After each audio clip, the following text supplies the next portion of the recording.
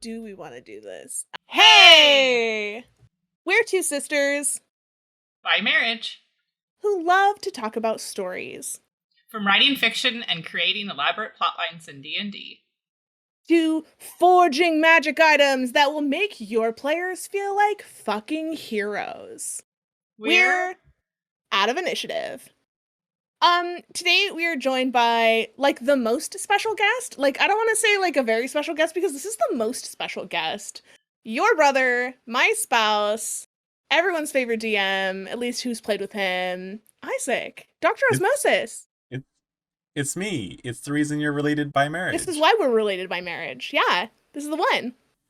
I feel so honored. We're honored to have you here. Welcome.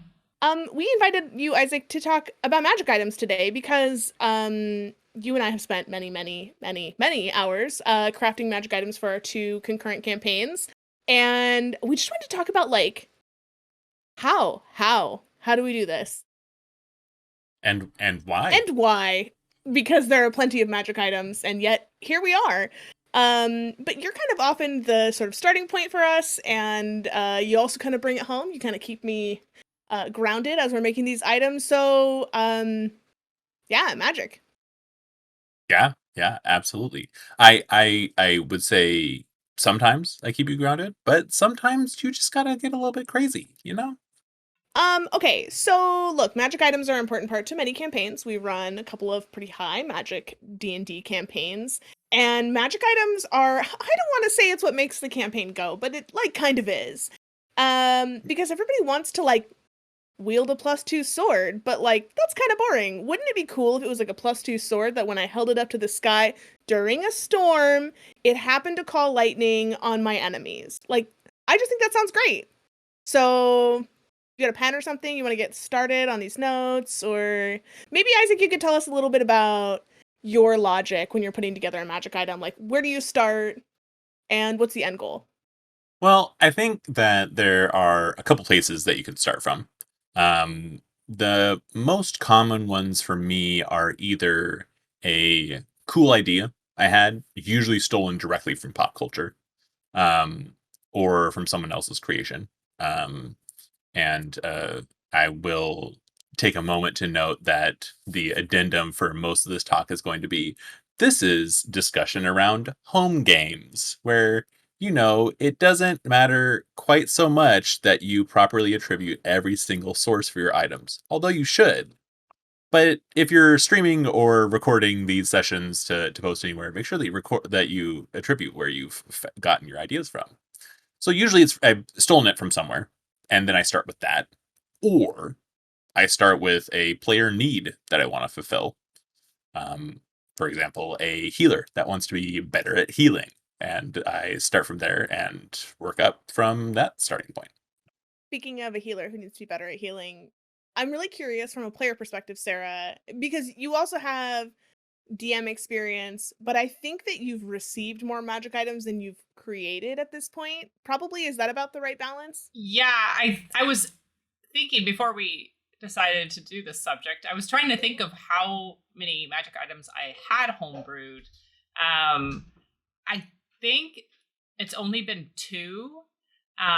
With Curse of Strahd, there are magic items already in the module that I have given to the players. I've given most, not all, pretty early on, because we knew it was going to be kind of a shorter campaign, so I wanted to give them kind of early on. But there's still a few, which is really fun. I really liked reading about these magic items that were meant for the module, and I definitely feel like kind of inspired, like when I do homebrew eventually, making it specific to like certain, goals and stuff that are going to be down the line. But yeah, I've only ever made 2.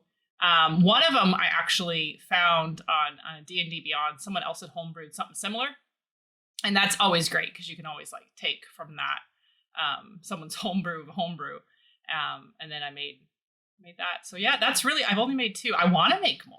I think it'd be fun, but to be honest, it's a little intimidating when you look at like all the different like modifiers and all the different ways it stacks. I know the one, oh my gosh, Isaac, that one you made me for Ruby, that Ember of Hope. It's I need a manual. Like there's so much with it. And so, I mean, it's fun, but I have to like read through it all. So yeah. Yeah. Which is always a challenge when making magic items, is that you want it to be cool and do stuff, but if it does too little, then you don't want the player to think it's boring. But if it does too much, like the item I made for you, then you end up sitting there for 3 minutes every round in combat, just trying to figure out what part of the item you want to make. And what I really like about it is I can use it as a weapon if I need to. Like if I don't want to use the magic at all, I can still, because it's a flail, and so I can use it as a weapon, or I can use it for different magic things. I think that's with magic items. I think that's so cool is when you have multiple uses.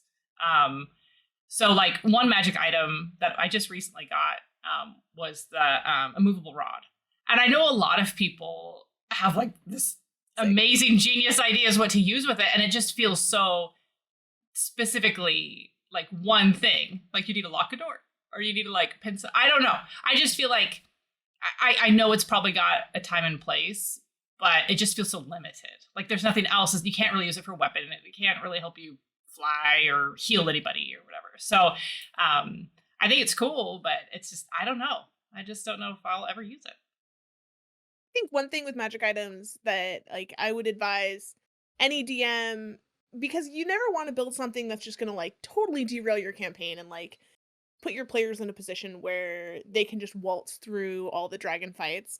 But at the same time, when you have a magic item and a player with a creative idea, I'm of the mindset that, like, why the heck not? Like, let's do it. If they want to slap that immovable rod into the belly of a dragon because somebody got eaten and they're going to dimension door their way back out, why the heck not? Like, let's let that happen and see what plays out. I just think that it like leaves a lot of room for really just like some really interesting role play. So Isaac, when you're creating an item, I want to know, do you typically start from something that's already created, or do you prefer to start from absolutely nothing, just what the player needs or what you think the player needs? So in general, how I've made most of my items is I've started from what I think the player needs, or often I'll ask the player, like, I mean, DMs, please, dear God, talk to your players. Uh, that's just general advice. Yeah. But yeah, and like part of my joy in DMing is coming up with things that surprise and delight my players.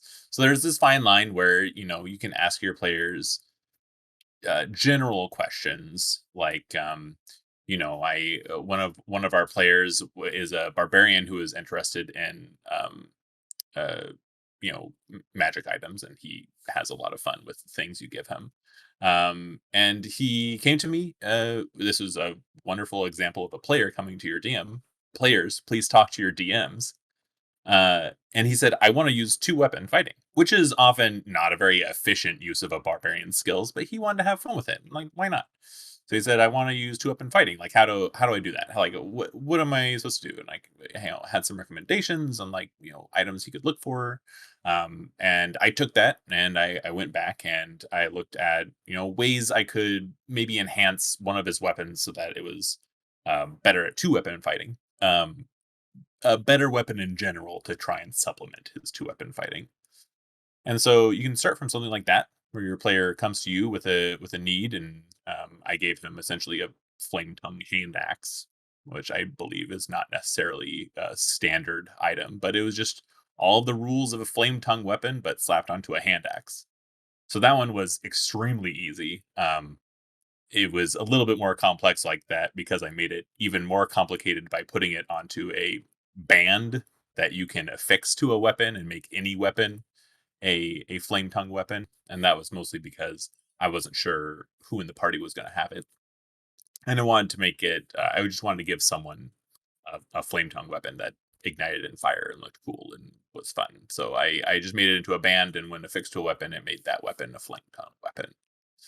So that was a pretty simple one. Um, and some of them I start from the ground up, like with the Ember of Hope. A lot of that was just spent in the Ember of Hope for the audience is a flail that I made specifically for Sarah's character in my campaign, Ruby, who is a cleric of light who worships the goddess Lyra. and it's specifically a flail that gives you bonuses to your attack damage, pretty standard +1 weapon. But it also has some fun things like it lets you roll max damage or max healing, not damage, healing when you heal a creature once per short or long rest. And then so that was designed in car rides with Morgan often. We write a lot of Uh stuff in the vehicle just driving across yeah. the state. And I mean, like the best if you don't have if you're not as fortunate as I am to have someone to bounce all of your ideas off constantly, just make a draft and send it to your character, send it to your player, give it to your player in game, and then again, talk to your players, let them know this is a draft. I have like these concerns about it, but I want to play with it and see how it goes. Because the first draft of Ember of Hope was 4 times as complicated as it is right now.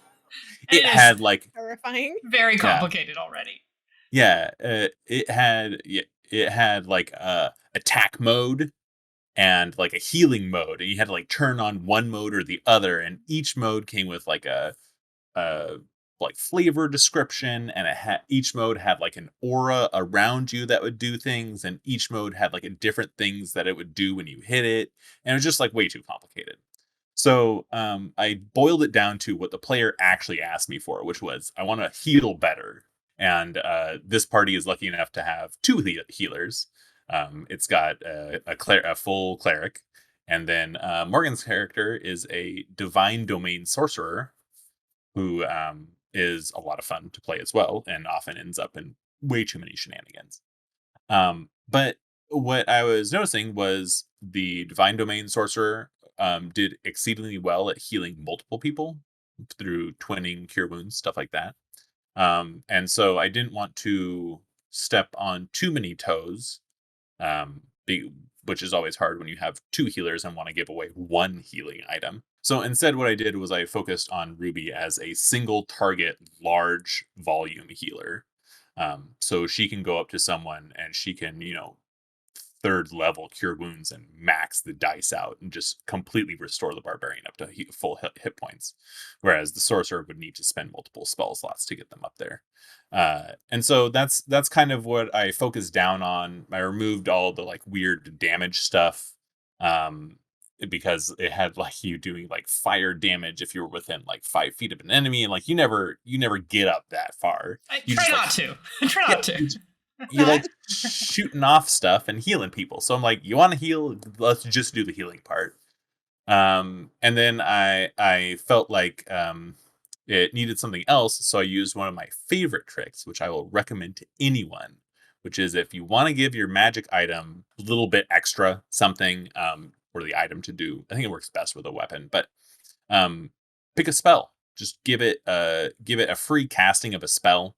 I gave this one color spray because that sounded fun and thematic for a light cleric Pretty. who's all about doing fire damage, but also I wanted to build on the like warding flare ability where you can momentarily blind someone. So the color part of color spray sounded a little bit off, but the blinding someone was a good effect, I felt. So it can cast color spray as a second level spell, and it lets you do it as a bonus action because I think that color spray is a pretty underused spell. And it's just something fun and extra that the weapon can do. I made another hammer, and I wanted a little bit extra something for it to do, so you can strike the ground and cast Thunder Wave with it.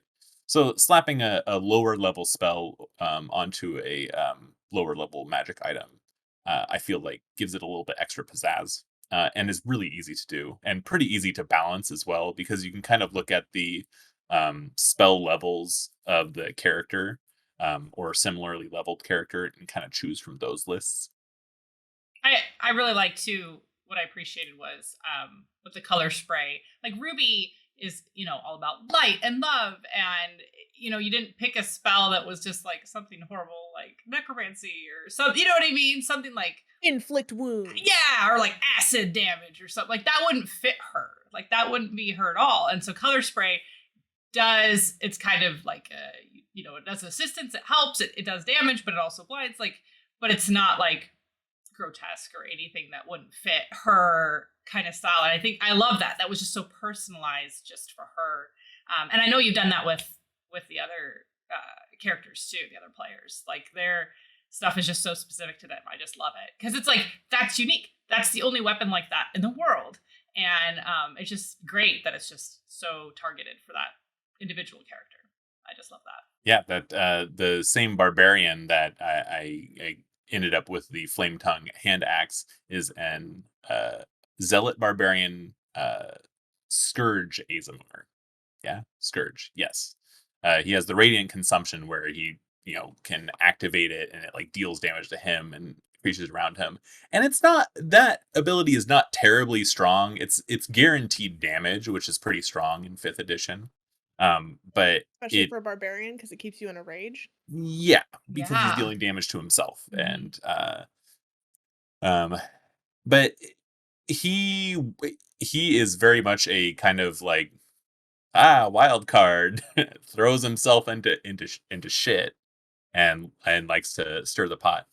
So he loved doing his radiant consumption. He was leaning whole hog into it. So I didn't want to negate some of those same downsides because he was really enjoying the downsides. But he was also really concerned about people around him getting hit by the radiant consumption damage. It also is an action to activate, which is a giant waste of a barbarian's turn if they're spending their first turn every single combat. Action, radiant consumption, bonus action, rage, and they sit there with their thumb up their ass. So I gave him essentially bracers of defense. Is I think what I based it on. I started with I wanted a little bit to his AC because he was um, not focusing on his dex or constitution for role play reasons and wanted to focus instead on his 2-weapon fighting. And I wanted to reward that. I didn't want to penalize him for not taking the optimum stats. So I bumped his AC a little bit. It's like a mantle. It has like an open front. He's very flowy and naked most of the time. So it's like a mantle like vest, and it lets him activate his radiant consumption as part of entering a rage because like that makes sense. Like he enters his rage and his radiant consumption is part of it. So I let him do that, and then I also gave it your allies have immunity to the radiant consumption damage. He still takes damage from it. He's already resistant to it because he's an Azamar, but it just let him do what he wanted to do more. He wanted to be on fire and rage into the middle of enemies, and so I just fed off of that and gave him that item. So when it comes to like, if there's a magic item, say that you've come up with, um, and you want to give it to your players, but you don't. I mean, do you always make them specific, or do you just sometimes like, this is just fun, someone needs to have this? Both of you, I guess, Morgan and Yeah. Isaac. If you do come up with something like that, how do you usually like get it into the campaign? Do you like to sell it? Do you like them to find it? Do you like, is it a reward for? I mean, I want to hear Morgan's answer to this one. Mine specifically with a specific character in mind, a specific player and or character in mind. Because I think that that character will have a lot of growth with it or will be able to use it or the player will have a lot of fun with it. But there's always the risk that another player is going to see the stat sheet and go, "Oh, that's cool. I'll like I picked it up. I'll keep it." And I find that deeply problematic because if I've got something that's so optimized for the bard and someone else who also has charisma is like, "Oh, this works really well for me. It really works with my stats." Like, yeah, but that's not what I had in mind. It's twofold. One, I have to let it go, right? Like as a DM, like it's just not going to go the way you always want it to. And two, I find that when I have a specific outcome that I want for an item, so for instance, I wanted our rogue to have this bow. He's the only one who can wield it. You can do like you try to attune but you fail. That's kind of a cop out though. I think so instead what I did was it was like the item looks like something he would wield and it comes to him in a dream or like specifically the character you want to have it is the one who finds it, like that's pretty easy to muscle in. If it comes to him in a dream, then he's gonna wake up with it. He's not gonna give it to someone else because you don't like find an item in a dream and then like pass it off to the barbarian. Like that doesn't make any sense. So Typically. No. typically, yeah. Yeah. But there have also been a lot of magic items that I've thrown out in that group that I didn't customize that I was like, "Ooh, I think that this would work really well for the druid, now ranger. This will work really well for the ranger." And then like the rogue picks it up and like really likes it and has never used it, but like, okay, like sure, like that's where it is now, and like it doesn't really matter. And I feel like that happens a lot where like I'll drop a magic item and be like, "Oh, so and so is gonna really love this," or like, "Here are a couple of magic items. These two could go to anybody, but this one I really hope ends up." And then someone else picks it up and they use it or they don't, and then we move on with our lives because like they've got so many magic items. At least the party that I'm running, they've got so many magic items. You guys don't know what to do with yourselves, and I think that that's hilarious. Yeah. Well, you also tend to send us magic items with fairly niche uses, which I think are some of the most fun Yeah. magic items. Um, and so like if we don't use it one session, our memories are so bad and we just forget that it's there. I've Yeah. got like a box that I can wind up, and if someone gets close, it'll bark, and I just never used it. Yeah, and that's also a module item, which I think is not like That not was a very bad. exciting. This is a bad So example. Sure, yeah. what's funny though is you've got a couple of custom items. Your character in particular, Isaac, has a couple of custom items that I was like, I made these or we made them together, and I was really happy with where we landed, and you just never use it. Because either your fighting style just like didn't lend to that, and so then it's up to me to like long term, do I want to respect this? Do I want this item to change while it's in your possession? Do we want something else to happen to make this more valuable? Or is it just like a cool thing you've got in your back pocket and it's your dust of deliciousness that you're going to sprinkle on something when I least expect it? Like, that's an option. From like a player standpoint, just stumbling upon a magic item, I know like we find a chest or something and we dig out all the magic items. The role play perspective, like for example, we just found some boots that have like winter protection or cold resistance. Give you cold And resistance. Yeah. yeah, cold resistance. And they like discussing amongst the party in character who's gonna wear these, what are they gonna look like? Or I have like my one character has the goggles of night.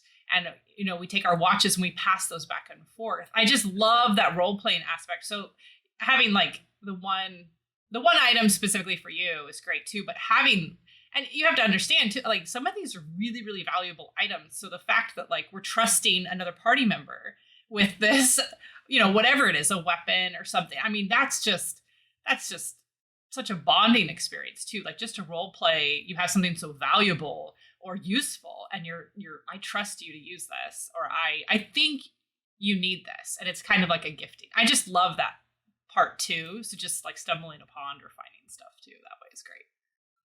Other thing is that any point in time you could custom make a magic item or hand pick a perfect magic item out of the entire rules as written list from some book somewhere, and you've got the perfect item and you hand it over to the party and they go, "Oh, this is going to be worth so much money. I'm finally Yeah. going to be able to buy a bag of holding," and could turn around and sell it. Yep. And like you kind of as a DM, like you just have to be prepared that like they are humans who are interacting with your game and you guys are collaborating on this story, and it's not going to go the way you expect. You can anticipate like, "Oh, I know that this character likes to be shirtless, so this mantle makes a lot of sense for him." But like at the end of the day, like you don't like he might give up his religion and sell all of his magic items off, and then now you're square zero again trying to like and you just have to not take it personally.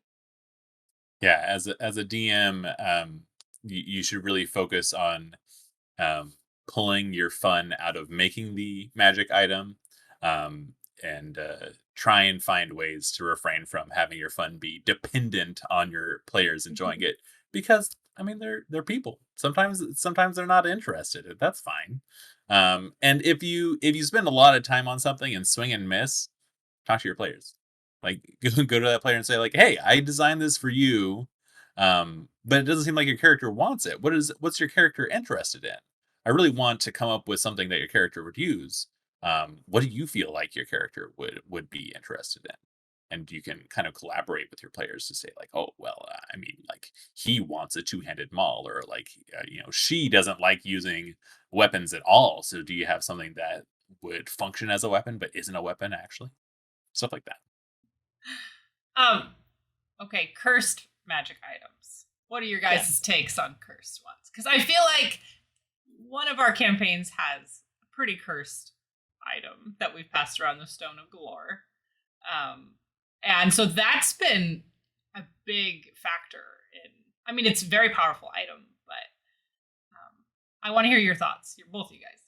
Yeah, that's interesting. Well, I'll just jump in and share some thoughts, and then I swear I will leave room for you, Isaac. And I I think feel that's like I've interesting. been feel like I've been talking this whole time. Go for it. I think you're good. I like listening to your voice, but we're also married, so um the funny thing about the Stone of Galore is it's not technically cursed, it's just like a super dangerous sort of evil item, if you will. I think that that's kind of subjective, but it just like has a lot of power to do not so good. And then we do have some cursed items within the group, including the Trader's Gauntlets, which was an item that I took from Griffin's Saddlebag, which so good. Those magic items are so much fun. Although they do tend to get long, really wordy and long, a lot of contingencies. So I like to kind of trim it down to like what's the core component that I think is fun. Just pick those pieces. Um because then it's kind of a little bit easier to wrap your brain around. And then maybe it evolves as you go, as the player works with it, and it has all these other abilities too. But like when you drop something with that much I mean, it's like 3 cards worth of text sometimes. And it's like, this is a lot, bud. Like, this is a lot to get through. The players aren't going to read it, and they're just going to be like, I'm overwhelmed by this item. I'm not going to use it. So I try to do things kind of little by little. But the Trader's Gauntlets were a great example of like a cursed item. The player had, another character identify it. Identify does not, rules as written, identify does not reveal a curse, but may indicate that there is something more nefarious happening with the item. I think that that's an official Jeremy Crawford ruling from like a tweet. Uh, I don't think it's actually in the handbook. So he knew it was cursed. He rolled with it anyway, put them on, and then he's just been rolling around with these cursed gauntlets that make him not trust anybody, which was like kind of playing into the character that he had anyway. And I just think that's really funny because then he ends up with these like, in these clutch moments, he's on a rock in the air, next to the airship that the party is flying, and another party member reaches out to help him, and I force him to make a wisdom save because the cursed item makes him not want to trust other people. So, in this moment, does he recognize this is his friend, or in this dire situation, is he suddenly gonna give in to the Trader's Gauntlets and think maybe these people are out to get me? He rolled like a 1 on the wisdom save, and I was like, he's got wings. It's not like this is not a lethal consequence. He's gonna be okay. So I just said like it looks like he's trying to shove you to your death. And had like, we had this big long description that went with it. And the player loved it. But then again, that player enjoys that style of thing. I know other players would rather collect all the magic items to be the best at what they do. So it really depends on the player, and it's a lot of communication. Isaac, cursed items, hit us. So yeah, I think that how you play with cursed items depends on understanding your own playstyle as a DM and understanding what your characters want out of the campaign. This is just a lot of communication and learning about your players and what they're interested in. Because I use almost no cursed items. Um, I think it's pretty hard to kind of organically introduce. Let me correct that. It's pretty hard for me to organically introduce a cursed item without it being obviously cursed, which is sometimes part of the charm is that like, oh yeah, this axe is, jet black and dripping with the blood of long since slain enemies. And you're You like, hear "Oh a yeah. voice. Yeah, that's not good." But yeah, I think it's a little bit hard to kind of sneak them in, and uh I don't really want to stake them in because I don't want to gotcha my players. Yeah. I'm a firm believer of D&D as a collaborative storytelling game.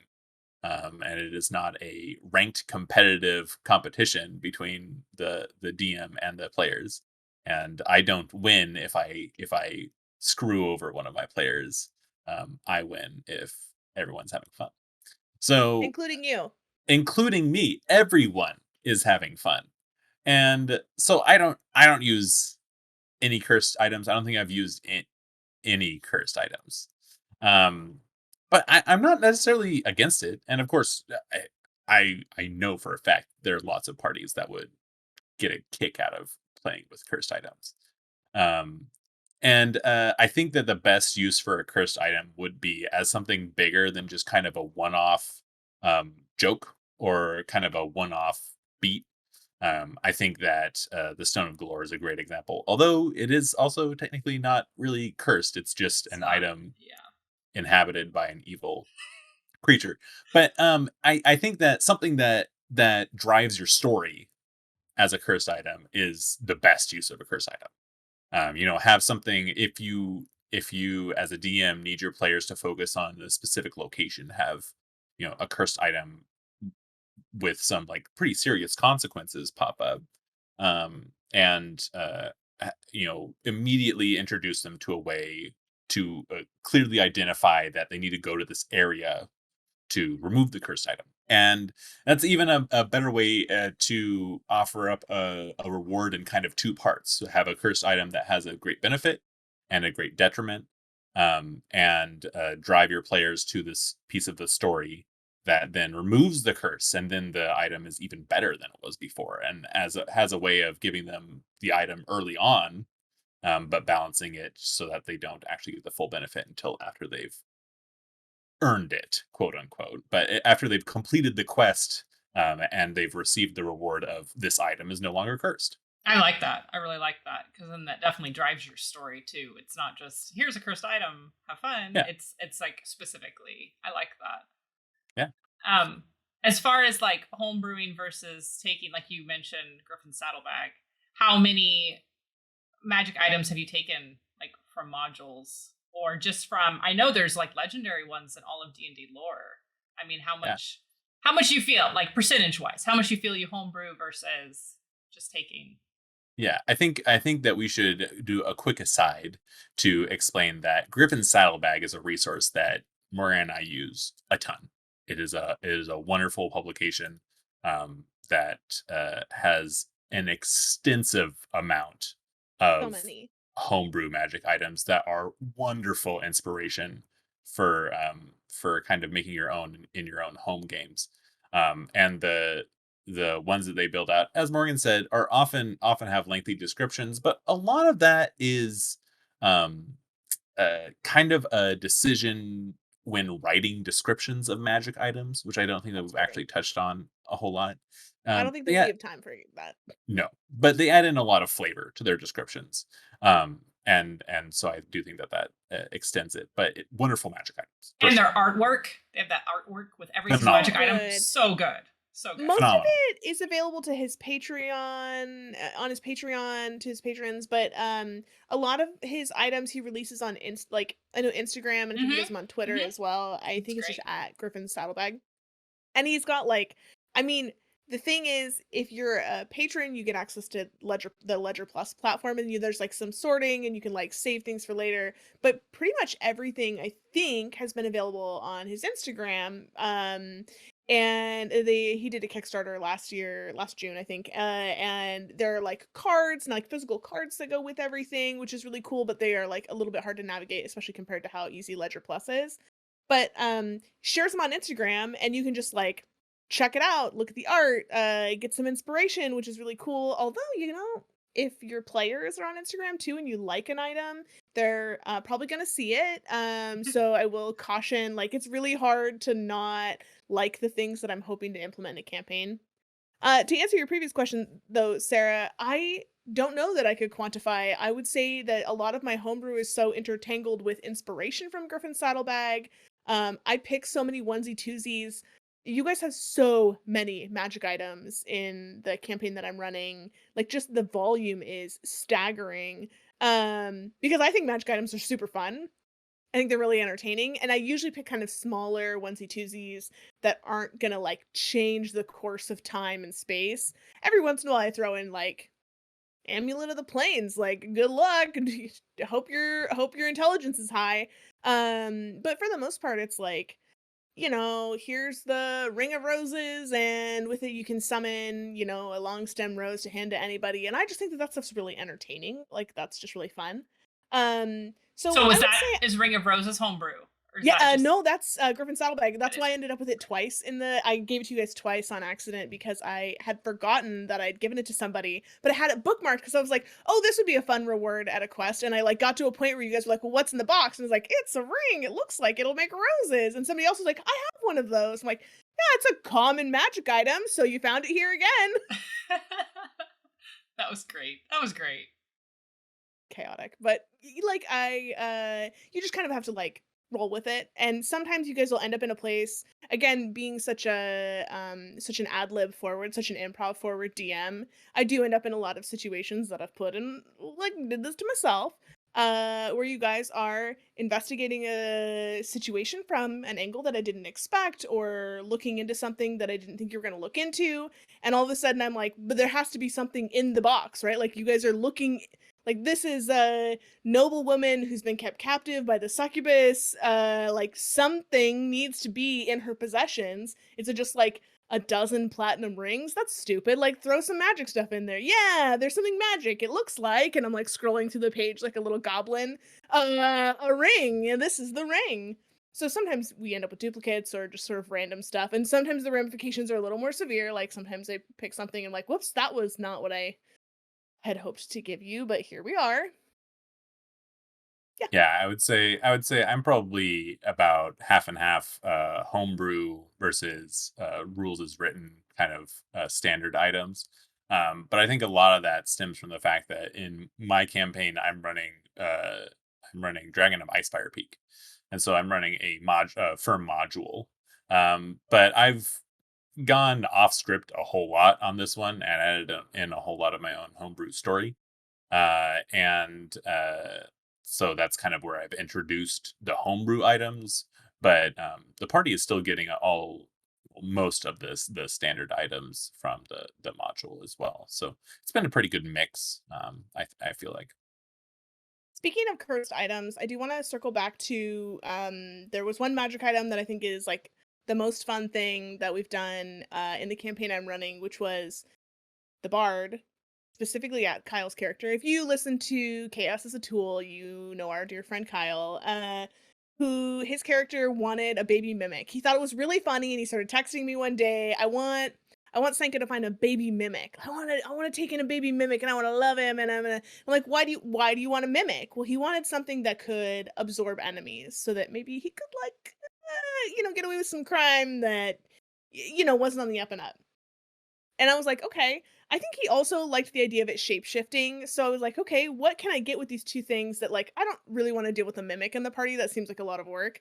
But what works with his story? So then he starts asking around in town, and I sort of improv in the moment was just like, oh, it'll be really expensive. And he's like, we've got money. We've got money. We just, we're on our way to the Vault of Dragons, or maybe you guys had just come from the Vault of Dragons. And he was like, we're rolling in it. We're going to be fine. I can pay any price. And I was like, well, then it shouldn't be gold. So I asked if he was willing to trade a limb or like a hand. So like, this is going to cost your left hand, or it's going to cost a hand. You need to pick which one. And he was like, oh, okay, yeah, I'll do it, because he's a super chaotic player. So then I'm like, oh, wow, okay. So I want to propel his story further with this item that he's leaning into. And ended up, he holds his hand out, the shopkeeper pulls out a dagger, and instead of cutting off his hand as he's expecting, she puts the dagger in his hand, it sucks to his hand, and then we ended up with Sammy Nix, which was an anagram for Sanka's mimic. And it was a dagger that, like, his hand was stuck around the dagger and he couldn't set it down until he evolved with the item. It had a voice and it had a whole backstory, and it was doing a fake voice, and then he learned it was actually a person he knew in the Feywild, and that person has become a sidekick. Like, it's been like a whole arc, all because he was like really, really pointedly requesting this magic item of a baby mimic. And it's just really cool because when you like yes and like lean into stuff like that, you can end up with like the most interesting like side arcs in your story. And like I don't think I would have had a way to come in with that character before, but because the player was like really adamant and really wanted something, I was able to like give him an item that did what he wanted. So in the beginning, he was able to absorb the bodies of enemies and he became stronger from it. And ultimately propel his story forward. And I just think that that's like the right way, not to like, good job, Morgan. But yeah, I just think like that's a really fun way to do it. I don't think I always go that well, but like just like pick something that works with what the player wants and moves the story forward in a way that's satisfactory to everybody. And Definitely. it was, haha, it's a cursed item, but it's not a cursed Yeah. item. It's someone that's cursed to be an item. It's a Mhm. person who's cursed to be an item. Yeah. That Yes. was Great. actually I would do that again. I think a person cursed to be an item is hilarious because how do you not sympathize with that? Yeah. So, how about top 3 magic items you think every adventuring party should have? We could do top 5, but I feel like 3 might be easier. Ooh. Ooh, that's tough. What's the criteria here? Just Yeah. that everyone should Like, have like usefulness. you are starting a campaign, they're all level Yeah. 3, they have nothing. Yeah. What are like 3 magic items you want to make sure they have pretty quickly? Well, my first instinct is always the immovable rod. Sarah, you expressed some woes to receiving a immovable rod, but you can do the uses of an immovable rod are not spelled out on the item sheet. The uses for an immovable rod are whatever you can come up with to do with an immovable rod. You can, stick it inside a toilet against a plate, and then someone tries to take a shit and they can't. Or you can, as to cite the ever popular Critical Role, you can dimension door into a dragon, and then click the immovable rod and just see how much damage it does as the dragon is flying. Um, and so immovable rod comes to mind Okay. as one of my first ones. Morgan. Good rules is written option. Hmm. I think that something that does this is a double-edged sword. Something that does some emergency healing, I think is something that all parties should have. This is tough because you have to scale it based on the party, the existing structure of the group. And I think that we should come back to this more because Sarah, I have a question about this. Okay. But I think something that can do some healing, whether it's something that can instantly stabilize a person without a check, or give someone 1 hit point, or keep someone from falling unconscious. I think something like that is nice, even if it's just something as simple as a dozen healing or like a handful of healing potions. A dozen's a lot. Like 1 to 3 healing potions, I think is like a classic magic item that everyone should have. Yeah, definitely. Definitely. I think my next one would be, I don't know. I feel like the pillars of things that people are looking for are like enhanced communication of somehow, enhanced transportation, and enhanced storage. So I think the that Heward's handy haversack is like pretty high up on my list, because it's a bulky pack that functions similarly to a bag of holding, but it can't quite hold as much as a bag of holding, and you've got to like specify which pouch it's in. So it makes your characters think a little bit more without having to worry too much, especially if you're not tracking encumbrance. It can be a nice way of adding role play to that hand wave of just I put it into the sack. And so I think my second vote is tied between a Heward's handy haversack and something like sending stones, or some short form of telepathy is always fun because people are always going to use that, especially if it's something that gives telepathy to unwilling creatures, because then your players can just fuck with NPCs, and Right. they will absolutely. What are That's the limitations on the haversack? I haven't heard of this one. Like, What's that? Yeah, what it's are the what limitations on the haversack? this I is the believe. item that Jester had in campaign 2. Yeah. Her pink bag was a handy haversack. And they called it the haversack. It's a lot like a bag of holding, it just has a smaller it can hold less, and the pockets are really interesting. It's just the fact that you have to subdivide everything, and anything you put in there has to fit into the mouth of whatever the pouch is, and that does kind of limit you a little bit.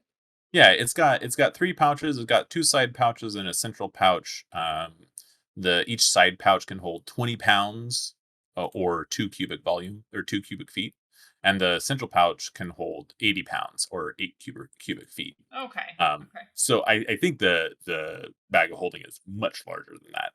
I think Uh, the bag of holding is 15 total. Maybe they're really similar. they're very similar, but the haversack is a backpack sized pack. So you still have to like carry it around and stuff, and you can strap stuff to it, and obviously, but yeah, so that's what the haversack is. It's a good one. I think sending stones are fun. I made sending stones, you get, one use per day, and you have to leave the other stone with someone in order to communicate with them once per day. One thing I did, because a lot of parties end up, like our party is a great example of this. A lot of parties end up with both stones within the party, and like, then what good is that? Like, if we get separated, cool. But one thing I did that I really enjoyed was two of the players during Waterdeep Dragon Heist joined the Harper's Guild, and they were really excited about it, but we weren't really pursuing any of the Harper quests. You guys were leaving town, everything was moving on. But I really wanted to reward the fact that they were like just super invested in this subplot. So I ended up making them custom magic items that were like their cloak of spy something, like cloak of spy's eyes. I think I give everything stupid names. Um and when they flipped their little hoods up, it gave them the ability to cast message back and forth. So they're both characters who can fly, and they would fly out separately, or one would be on the ground and one would be in the air. And they would cast message back and forth just between the two cloaks, like little walkie talkies. They use the heck out of that, and talk about, like, not overpowered, it's a simple, super simple item, makes the players feel really cool. They're like, "Oh, I have to put my hood up and say spy mode activated," which I just like making them do dumb stuff. They put their hood up and say spy mode activated, and then they can, like, message back and forth between the two cloaks, and that's just, like, really entertaining. And It's like been half the time, they just use it to talk shit about the rest of the party. it's been great for role playing, honestly. Yeah, it's been great. I stand corrected, hilariously corrected.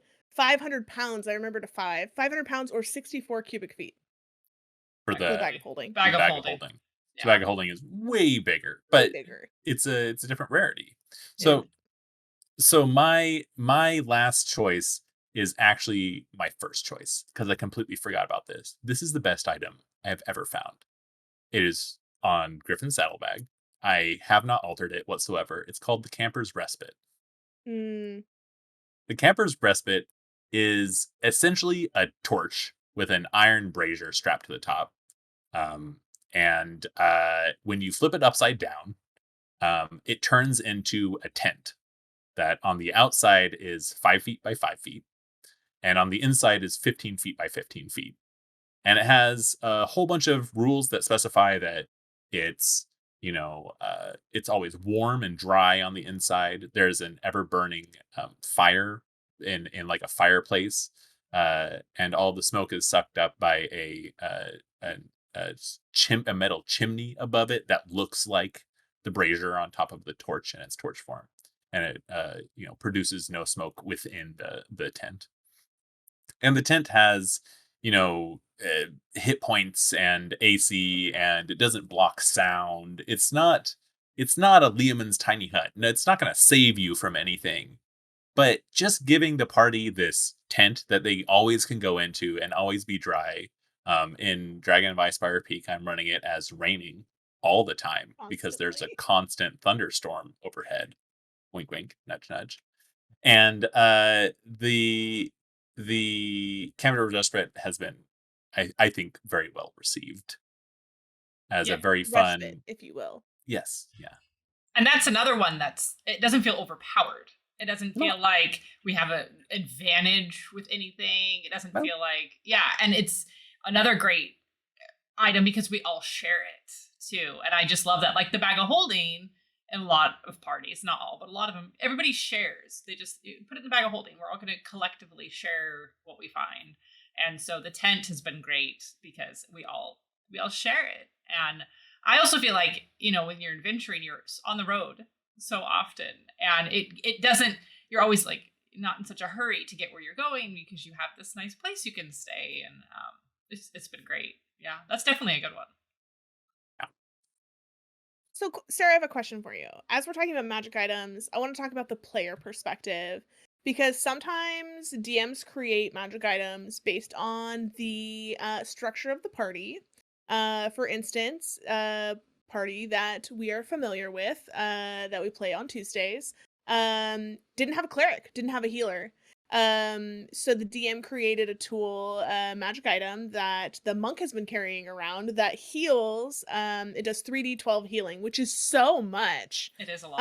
Yeah. And when that item first came out, because now I'm playing a cleric in that party, and that item came about before I was in the group, this time around.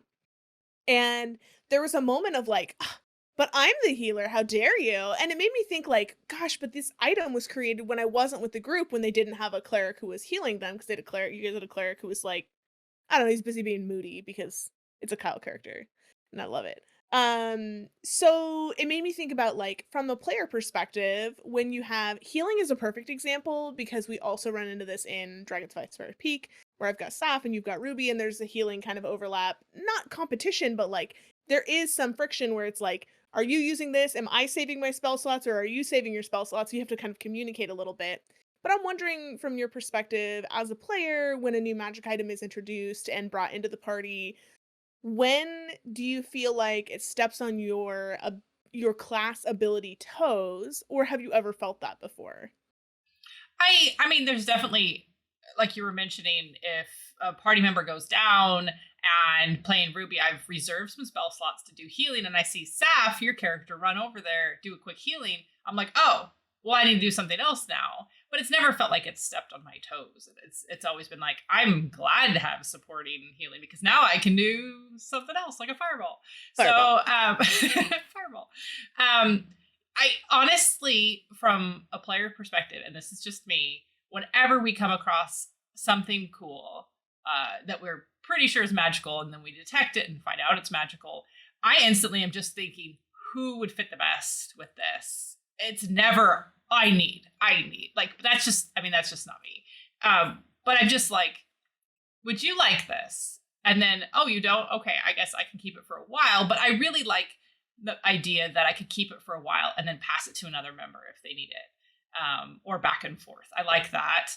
Obviously, there's times like when you have to attune, but there hasn't come up that there's been something just super cool that I wish I had, that another player had, because I mean, part of it is, again, you get to see the other player use this cool item. And partly, too, because you guys, again, when you're making these magic items that you give to us, it's usually like they're kind of specific. Like, you can kind of tell, like, oh, yeah, that person needs that. And it feels that way. Yeah, there really hasn't. I mean, I suppose if, like, I would feel more threatened if you brought in like an NPC that was a way better healer. Ooh. That would probably be like, okay, what's my purpose now if this person's a level 15 cleric or something? Like, that would be hard. That would be hard, more than probably a magic item. So, yeah, that's just my take. Interesting. What about you, Isaac? Do you feel like when either as a player or as a DM kind of creating magic items, I know we talk a lot about like, how do I do this in a way that doesn't step on any toes? I know that you're very cautious of it, and I kind of throw caution to the wind sometimes and then have to retcon when I need. What are some of the things that you're keeping in mind? What do you consider to be stepping on toes? Or when you're picking spells, how is not stepping on toes part of the way you're going through that spell selection? Yeah, I think the spell selection is probably a much larger conversation. Uh, but I definitely think that I probably put a little bit too much weight into making sure that you know, from the DM's side, I'm giving out a balanced spread of magic items. And if someone is fulfilling a role or a kind of a niche, using their class abilities, um, I try and avoid fulfilling that niche with a magic item. Um, unless they have specifically expressed to me like, "Ugh, I hate healing people as the cleric," which I have not heard from my cleric. I hear that she only wants to heal people. Um, so yeah, I'm probably a little bit overly cautious, but yeah, I feel it's important. I mean, your players are playing their characters, And the main thing that you want to do when you're playing a character is feel cool. I mean, like, you wanna be a badass. You wanna be the best at what your character does, because that's, at least in my opinion and from what I understand, that's the most fun thing about D&D, is like when you're doing something cool, when you're doing something good. And of course it needs to be balanced out by, failing and slipping and hitting your head on a chunk of ice or something. But from the items perspective, from the item creation perspective, yeah, if something is already being fulfilled as a role from a player character, I'll avoid that, or make sure that that player character is the best at doing that thing. Best Yeah, out. That's a great way of saying it. like for example, Ruby having the sending spell. Mhm. Giving our party, something so another character could do like way more sending than her. That would be kind of tough. I mean, I would be kind of okay with it, but it's kind of like that's my thing. Yeah. So yeah, you do kind of have to be cautious about like who needs what. But You can't give it to another character because your character has already had to deliver. Like my okay, at least I know that she didn't get dumped, but like my character thinks that she got dumped via sending, and like I don't think that we would trust anyone other than your sweet little cleric to deliver that message. Dumped via sending, and another character was the intermediary doing the yeah, sending, third which party was a sending. hilarious and fun RP opportunity. It was So great. yeah, So funny. Yeah. I would never take something like, I would be cautious of taking something like that away from a player, if I needed to introduce something for long term, or long distance communication. I would do something that's much more limited. Like a sending stone is a great example. And I'd probably have the second stone specifically held by a niche NPC that the party needed to communicate, or something that was much more limited. I think the sending stone's a pretty good example of how to limit what is a class ability, a spell essentially, because it's once a day, and the other person has to have that rock. I mean, you guys do have sending stones, We and do. and I don't think that Yeah. those have ever stepped on Ruby's toes. Nope, they haven't. I think they're with the blacksmith guy, right? No, Nope, we they took are them not. back. Oh, Saf we and Ollie have them. But like we keep like leaving one with the blacksmith and like, hey man, well actually this is like one of my favorite like connections of mechanics. We left a sending stone with the blacksmith, and then when the he's an Eldritch Knight, right? Yeah. When the Eldritch Knight's weapon was done, it was his bound weapon. So when he gets the like, hey, all clear, your weapon's done, he like summons it because you can summon it from anywhere, and then like blink, done. Yeah, So he was able to like run into battle with his brand spanking new weapon. And that was just like such a fun interaction of those items. it was. It really was. And it made him feel cool because he looked cool. It was cool. Well, Isaac, it's been magical having you here with us. Thank you. Oh, we love it. Thank you for joining us. And as always, Sarah, it's great to talk to you. And hey, thanks for introducing me to your brother. Wait, it was the other way around, right? Your brother introduced me to you. Well, I'll rewrite history.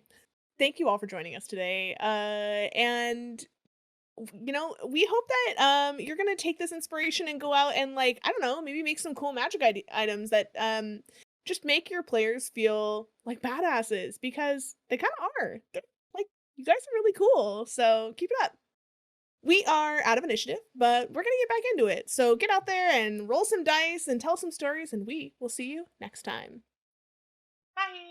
Bye. And then cue as Isaac's voice. This has been Out of Initiative. Thanks for listening to Out of Initiative, So good. So a podcast by merely NPCs. I brought, just in case we needed it, I did bring, I was contemplating every time we said magic, putting on glitter. So I brought like a throwing dozen confetti. glitters. Magic.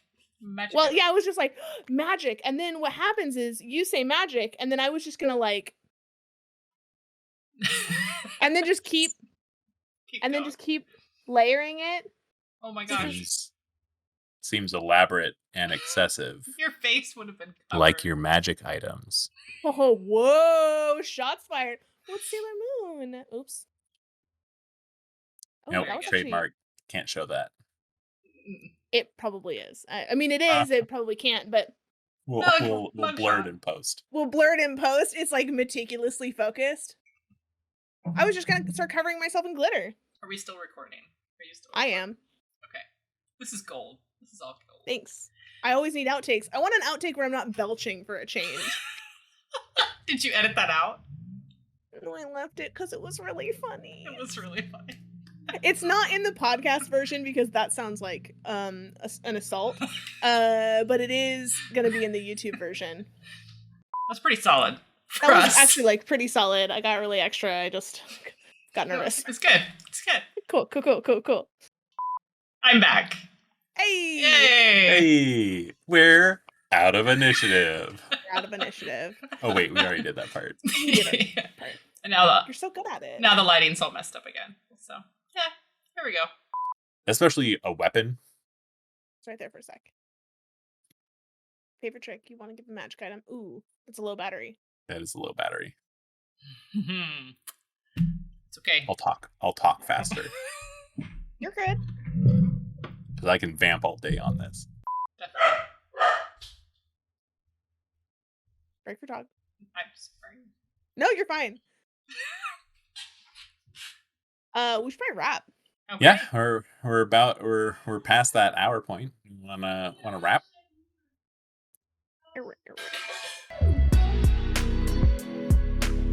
Thanks for listening to Out of Initiative, a podcast from Merely NPCs. For more from Sarah and Morgan, visit merelynpcs.com or follow them on Instagram @merelynpcs.